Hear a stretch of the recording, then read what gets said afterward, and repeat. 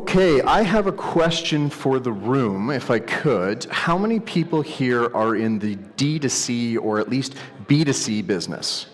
Just show a hand or yell or whatever. You can do however you feel. And how many are B2B? Okay, good. So it's like a pretty even mix. So this apply to half of you. No, I'm just kidding. I wasn't supposed to be on this side, so you're welcome. My talk will probably be a little bit different, just given the fact that I was meant to be practical and give some tips and tricks on how we at Snugglebugs have achieved our success and share some of that with you. So I hope that's okay. I have very little to say about AI in this chat. We use it regularly and deeply, but hopefully that'll be a welcomed break, and we can regroup, I'm sure, on a lot of AI subjects to come. Does that sound good to everybody? Yeah? Okay, cool. So, today I'm talking about uniting creativity and code, or how full-stack thinking transforms teams, customer journeys, and growth to power next-gen digital CX. I had to read that because it's quite a long subject, but really what I want to come across today, or talk to you about today, is how you can unite creative and code teams, and even just general experience teams, together to create a unified and powerful customer experience that resonates in all different channels. That's my goal, and let's talk about it. But before we do that, why should you care what I have to say? So my name's Thomas Hamilton. I am VP of Sales and Marketing at Snugglebugs. We are a retailer that sells baby goods. So car seats, strollers, breast pumps, all the things I use myself, and a million other great subjects and topics, but we are a company that is dedicated to experience and education first. So, as we would say internally, we don't like to sell shit. We want to educate and instill confidence and help make families feel confident in their decisions. That's why we exist, and that's how the business was built. I joined 6 years ago. If you want to follow me on LinkedIn, I don't talk about that. I talk about guitar and fitness. So there you go. If you're interested in guitar and fitness, that's what I like to talk about. It's what interests me. So just some stats and figures of the last 6 years that I've been working with Snugglebugs. In that time, we had 4.5x our digital revenue that we grew. We brought up 5 basis points in our gross margin. We had 15% drop in our checkout abandonment, 200% checkout conversion, 45% registry signups increase, which is a general 20% lift on lifetime value, 10% store comps, 30% reduction in returns, and I built a team of 100 plus people with 5 core leaders that are all from internal promotions. So really what I want to talk about is what was our path to get there and how did we do it, and we're a multi-8-figure business if you want to contextualize that where it sits, and we'll get into it. So, must-haves. From my perspective and our team's perspective, there's 3 things we needed in place to be able to do this. 1, the correct team architecture. So we had to rethink that actually from the ground up. We had to look at how are our teams structured, how are we hiring people, and how are we placing them within the organization. The next is we need to develop actual practical tool sets, things that give us a framework and an operating system for achieving growth and actually rapidly innovating and growing. And the last thing was we needed a united philosophical approach. So we're going to walk through all 3 of those, and hopefully at the end you will come away with something that is practical and useful and will apply directly to your organizations, or at least like a part of it. So, architecture. Architectural, hiring architecture. This was a radical transformation for us, and it was the biggest lever we had. We made a massive change to how we hire. If you want to have great digital experiences and you want to have a great customer experience, you need to hire appropriately. So if you need to build great teams, you need to have good leaders. So the question is, how do you hire great leaders? So for us, it started with, we stopped hiring based on resume, and we started hiring based on core value fit.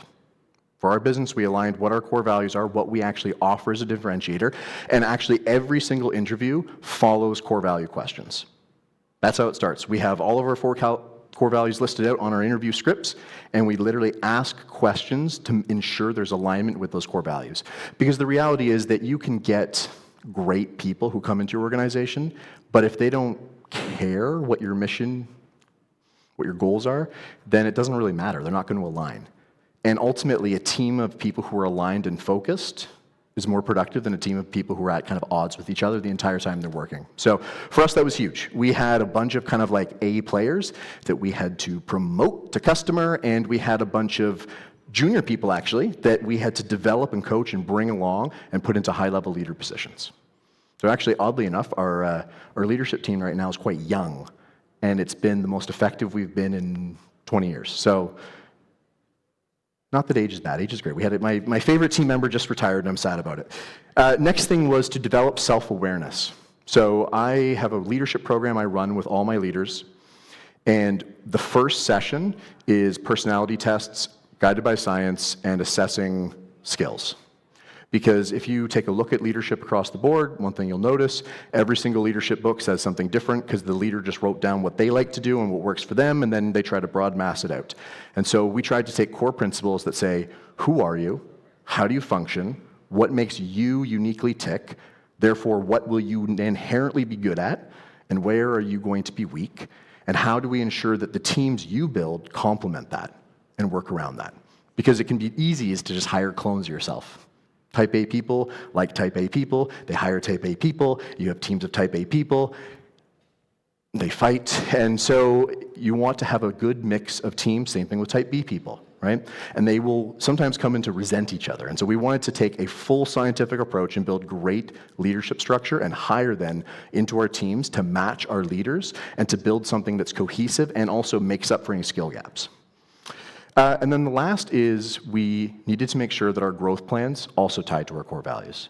So if we are saying internally we don't want to just sell stuff, we want to educate, then we need to make sure we actually do that. We have to make sure that we make financial decisions and we make business decisions that support that and actually provide some inkling of consistency to our staff so that they can buy into it. Because the second we start deviating, the second they're going to go, well, okay, you're full of crap, and now my attention to your program versus watching Netflix on the side of my screen is going to be diverted.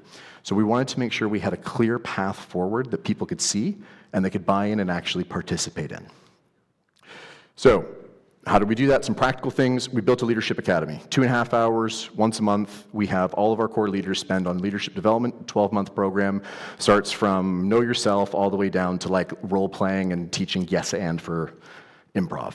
So it's a huge process. We built it internally. We based on all the greatest science we could find, put it together, and it's run internally so that actually the people who are going through it then coach it down to their teams. Coaching and reflection before delegation. So rather than just delegating out tasks and saying like, okay, these are the things we need to done, hand them out to the team, ensure that the team members are actually coached. So we put systems in place for onboarding people into tasks. It's kind of like a you do, I do, you watch, you do, I watch, you do, right? And we have a system in place that when team members come on, we can train them, build them, and set them off. That results in lowest turnover, record high EMPS. So last speaker made the good point, numbers aren't everything, but it does help to give us an indicator of that we're improving and we're also retaining staff. And also I mentioned earlier, it led to 5 internal promotions up to our core leadership team rather than external, which then also gives team members hope because they see that we hire internally, so people want to stick around and they support the business long term. Org chart. So this was a huge change we made. We had different divisions run by different people and operating in kind of like unique and basically siloed ways. Although I had a farmer once correct me that silos are good. You want silos. They protect and they care and they hold on to food, but they can become a problem. So maybe I should stop using so we just had them, they were disparate, they weren't connected.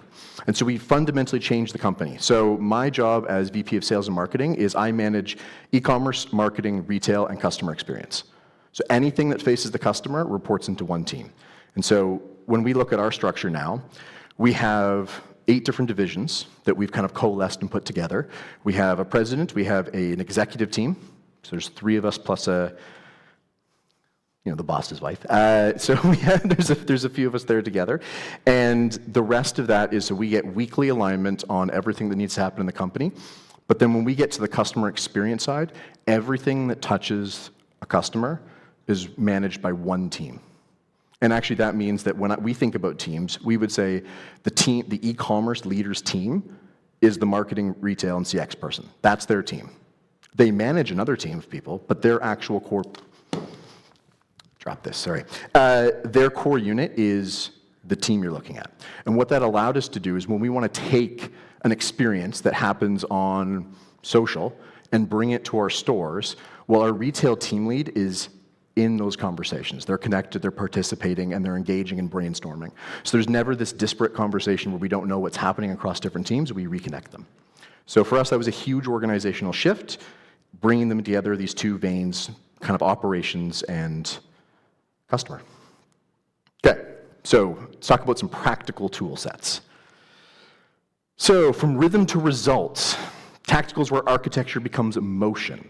It's where great teams don't just meet, they run it like a cadence. It's about driving things forward. Meetings, metrics, systems, this is what kept, for us, the customer experience improving, and it's what allowed us to get that huge growth. Because even retail, to try and lift on retail, stores have been established for 20 years, is difficult. The only way you can do it is be creating a really memorable experience that's going to bring net new people in and sort of get wider market share. How do we do it? Okay, one is we set a system for meetings. I'm just going to get right to it because this will be helpful. This is our system for weekly meetings. This might be helpful for you, but we spent a lot of time on it. It's really simple. Monday, I have all my leaders one-on-ones in the afternoon. I wait till the end of the day when we're all have basically logged in on Monday, had all day to grind, and I have them done before 4 p.m., before malaise hits in.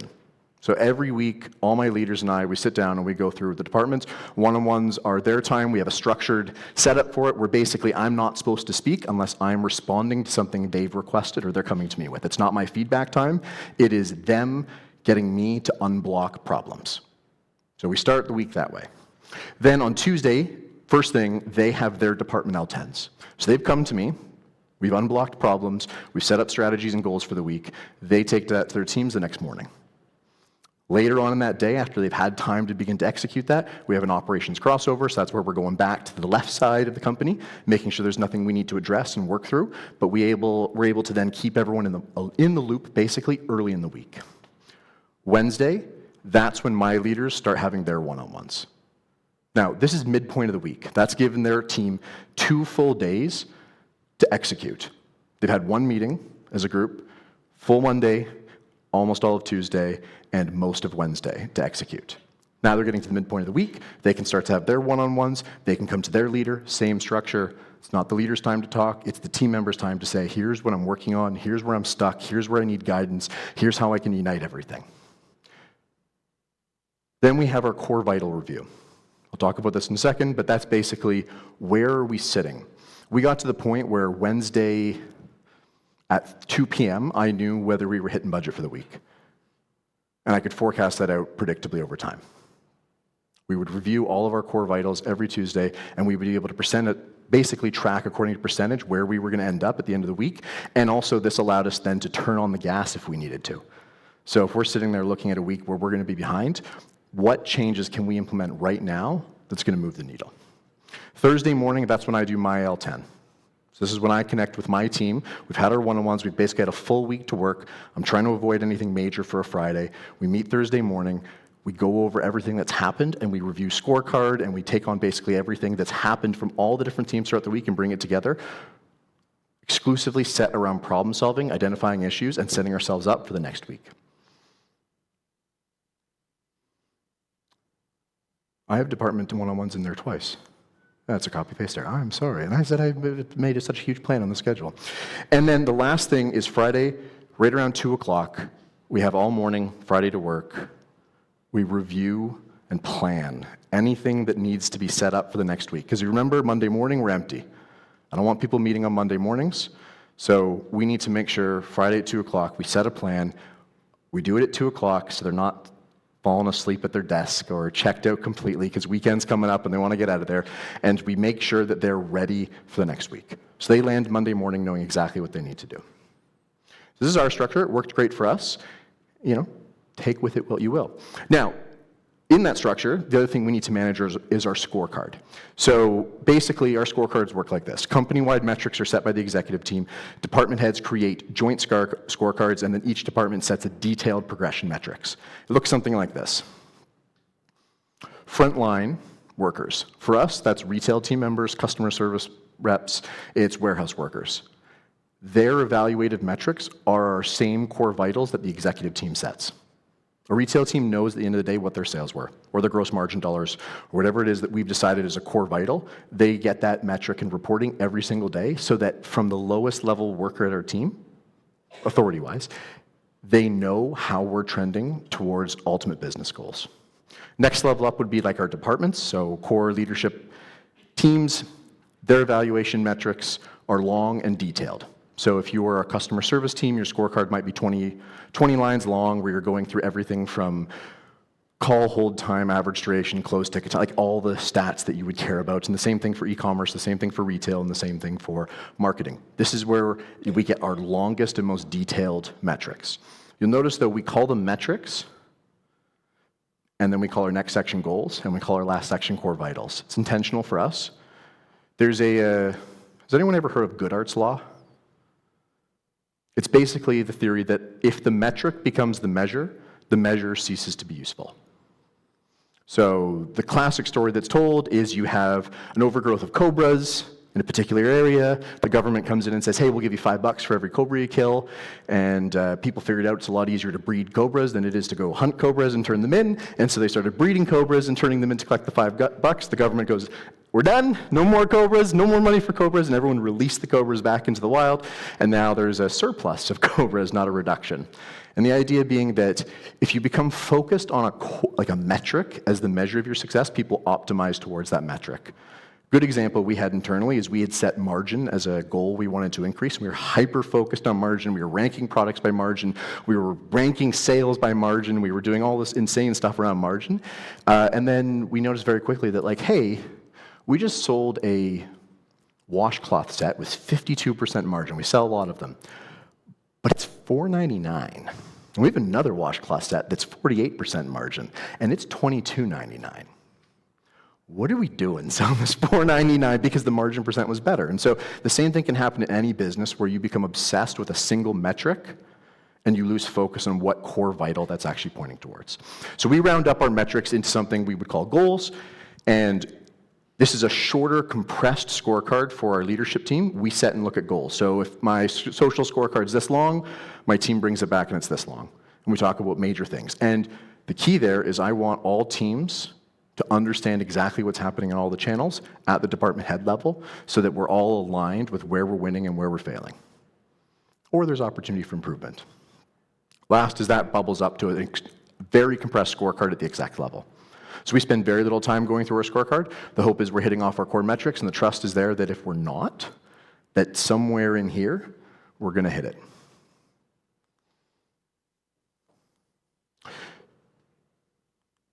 Okay, so when it comes to the work that we actually do, we've got our system, got our people in place, we've got our meeting schedules, we've got a way to evaluate success. How do we actually get the work done? So for us, if we're looking from a campaign level, it starts like this. Every campaign starts with a shared brief. That's kind of common. Marketing owns the brief and the design layer. However, each channel owner owns the execution that impacts their job. So what does that mean for me? Well, we found that a lot of teams would be held to account or benchmarked on stats that they didn't control. So we had this where e-commerce is responsible for traffic and sales, but marketing owned email. And the more we sat and thought about this, like, this doesn't make any sense, because ultimately traffic from email is going to the website to convert and create sales, but they have absolutely no control over when emails are sent, how they're sent, what's being done. They can provide input, but they don't have ownership. And so we basically did a massive rejig of all channels and tactics that fall within each team so that each team is being correctly benchmarked on the things that they can control rather than simply receiving. So a good one is retail. Flyers, signage, stands, foot traffic. There's so many things that retail does or needs to make a sale successful, but they were dependent on another team. They had to wait. What's happening? Okay, there's a promotion. Okay, well, are we getting signage? Well, I didn't want this signage. Well, we submit feedback after in a form, and then it goes into a bubble, and there's a retrospective, and someone says, well, why did we print too much signage? They should have been the T-stands for this. And it was a long, arduous process that ultimately got us nowhere. And so what we decided to do is we basically gave teams ownership over the tactics that matter to them. So our retail lead picks what signage goes in what stores, not marketing. Marketing creates a brief, campaign, and to create that full stack experience, retail buys in. Same thing on the e-commerce side. We had banners and sale badges and all these icons and all these things that belonged in the design team and the branding team. And what was expected to happen is they would come up with something, send it off to the tech team, and they would put it into the theme somehow or try to make it work or whatever, and there'd be no clear indication on, or even really ownership of whether it works. So they could look at it and say, well, this banner sucks, but it's not me who designed it, I just posted it on the site. It's amazing what happens when you give them the result and the ownership of that result and say, no, here's the creative brief. What banners do you want? What's going on your site? How do you want to manage this? How are you sending out customer order feedback emails? How are you soliciting ENPS or NPS scores from team members? What's sending out? Because you own it now. It's your responsibility. You're responsible for the output and the result that happens on your domain, so you should be responsible for participating in the actual experience and creating this. And so what that did is it created something where we create a campaign brief, we have core departmental input, filtered through team leads, that was campaign deliverables executed by all those individual teams. So it was a reorganization of who does what, and how can we make that as effective as possible. So the last thing for us that was really effective was always on brand systems. Designers spent less time focusing on assets and more time on templates, which means we get to refresh our whole creative style rapidly. We try to do it once a month, and then we utilize automated tools to basically be able to drive and import assets and creative. We have 27,000 SKUs, so for us there's always something happening and always something on sale. There's always something that needs to be updated, and so we created an automated pipeline to be able to grab data, load into Excel files, load into design tools. We use Figma and Canva. We use Canva, not because it's good, but because it plugs into everything, and honestly, any team member can learn Canva quickly, and team members struggle to learn Adobe, so we killed Adobe. We use Figma when we really need heavy workloads. We can create symbols, we can import objects into those symbols, we can generate a ton of assets, pump them out. Teams can define what their assets look like and what their templates look like for the month in advance, so we know what we're using, and then if we need to create ad hoc assets that are specific or unique, we can do that, and we can do it quickly because the designer's not spending time recreating the same asset 400 times. And then we evaluate the success of those, and we refine it each month. Okay, a couple of quick tools. Our perspective on tools is it needs to be accessible and usable. Speed is everything, so we have turned down more efficient and more experimental or crazy tools in the name of efficiency. So to be honest, when I was looking at this, it's kind of basic stuff. We are on Shopify Plus. We moved off a custom-built platform called Work Area, which was bought out by VTEX, and instead of rebuilding on Commerce Tools, we went with Shopify Plus. It has had some pain points, but the reality is my training time is at 50% what it used to be, and therefore speed to iterate is like 200% what it used to be. We use Klaviyo and Attentive, not because they're the best, but because they plug in and my teams can access it quickly and make quick changes and grab data out of Shopify without building third-party bridges. We use Canva and Figma. We use Hotjar, not because, again, it's the best, but because it's fast, and I can actually get data quickly and then action that data rather than spending a lot of time with more data that doesn't get used. Measure and learn, GA4 and Raspberry, although to be honest with you, we've started killing GA4 as much as possible. We've just found that the transition to GA4, the data is inaccurate, we don't get long lifespan, and honestly, half the time we compare it to our internal Shopify metrics, they're the exact same. So we're trying to simplify and clean things up as fast as we go. Raspberry is a replacement for Triple Whale. Looker and Notion dashboards, documents are in Notion. We use Notion as a way to generate notes, keep a learning center for our teams, and manage all our briefs. Scorecards, we build these in Excel. It's real simple. We have automated pulls from all the tools. We built them ourselves. They yank it in, dump it into the tool every day at the time that it needs to be updated, and away we go. So we don't have to think about it too much. And last is customer feedback loop. We use surveys. Pretty straightforward. We just put it in Klaviyo. Embed a form, away we go. Plan and collaborate, mentioned this Notion, Office 365, and then our Leadership Academy tools. So I mentioned there's a philosophical approach. This is the last piece of kind of what we've done to create that full stack experience across all channels. One, talked about this, core values, hire by them. We talk about them too much, almost. And the goal was, don't make these lofty things that don't matter, but create something that we actually care about, that the owners buy into and believe in and build the business around. Hire for people who fit that mold. If we just have them, they don't mean anything, and then they're pointless. Also, we don't need to make them something that's cringe. It's like they don't need to be lame. It's just, our core values are simple. It's like great is just the beginning. We always want to be better than what we were. Uncompromising commitment to excellence, courageous integrity, and we love people. 3 of those are basically, we want to continue to be better, and one of those is if we're going to continue to be better and push people, we need to love the people that we're working with and do a good job to take care of them. It's pretty straightforward. They all wrap up together and take a same vein on that approach. Key differentiator. You want to have a unified experience, you need to have a key differentiator that's actually different and matters and people care about. We sell other people's products. There's, in some ways, no difference between me and any competitor.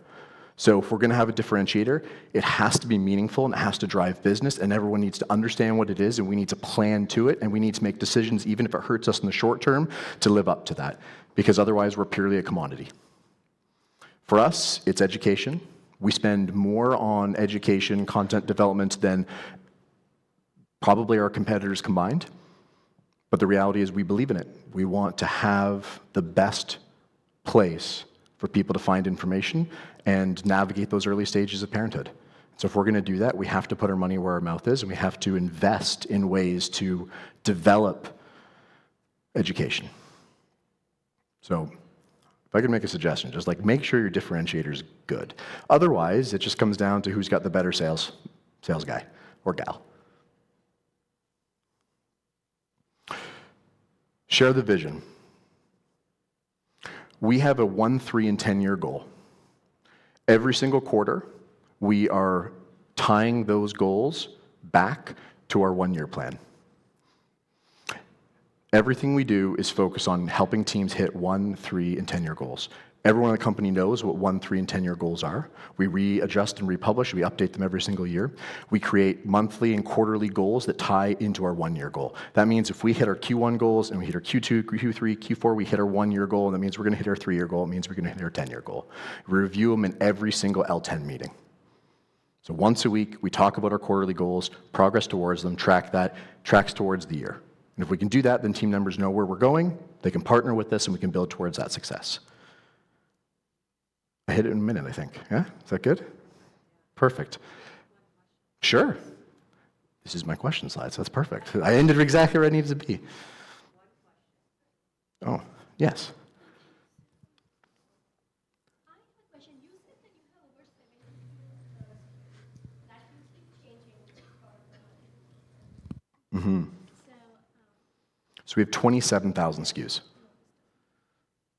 We have 27,000 SKUs. Yeah. So is that when you are adding and subtracting, is it the same items or do you curate new items in there? How do you work with it? We usually add 1,000 and decommission about 1,000 to 1,500 a month. And you never bring back? Depends, because sometimes you're bringing in something like a SKU can be a fashion item. So if someone discontinues a fashion, they're going to bring it out. But often people are discontinuing and re-updating new products. So in that case, no, we're taking it out and re-adding a new one. Could be, it's generally vendor dependent. Some vendors update their product line annually, some do it by, 3 years, 4 years, 5 years. But the truth is, it's also including of sales and demand. So we buy in typically small inventories, test it out on web, and then if it's good, we'll roll it out to stores, depending on sell-through. So for us, it could transition, we could be out of a SKU in a month and never bring it back. In other cases, we might have SKUs for years. No problem.